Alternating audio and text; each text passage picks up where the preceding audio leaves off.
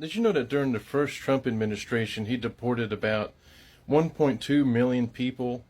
But during Obama's first two terms, he deported over 8 million people, and Joe Biden deported 4.4 million people.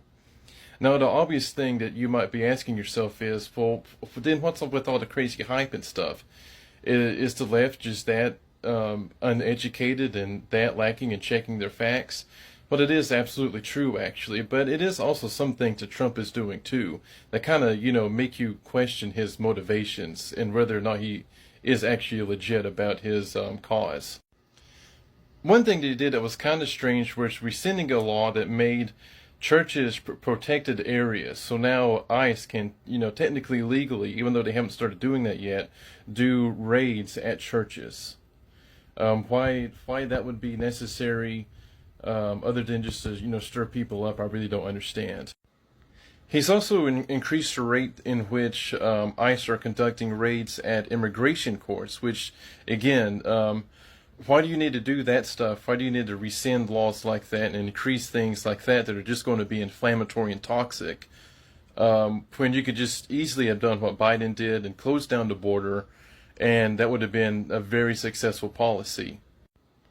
It, kind of makes you wonder what his real intentions are, because doing stuff like that, that's only going to inflame people and cause trouble, especially among the critics that are going to nitpick any reason to go against anything that you're doing.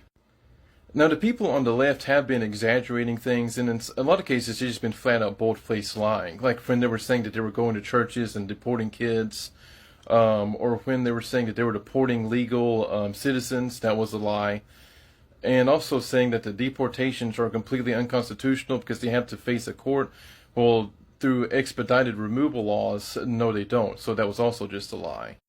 But when Trump does things that are, clearly inflammatory, such as, making churches fair game and upping ICE raids on people at immigration courts, you got to question the motivations there and what he expected in accomplishing by doing things like that.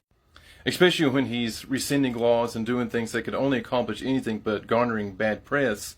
And the guy doesn't even really deport at numbers like that anyways. Biden and Obama both deported people at way higher rates than Donald Trump did. So what exactly is he trying to do here? But it also goes both ways because, just like any other major political movement, the anti-ICE protests are clearly not organic at all.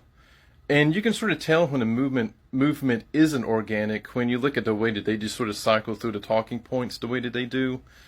For example, notice how, all at once, everybody in the comments and every comment was talking about, like, they're going to schools and grabbing kids, but that turned out to be a lie. So that was a lie, so they switched to a new thing.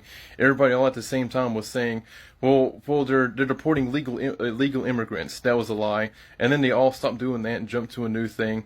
It's unconstitutional. They have to face court. No, that was a lie. And now they're saying, well, it's a civil offense, not a criminal offense. Well, yeah, it's a civil offense that results in deportation. So, I mean, that I don't even understand why that's an argument. But the sad reality is that you gotta look at things on both sides, and don't look to politicians to be your heroes, because Donald Trump's not that great anyways, to be honest with you.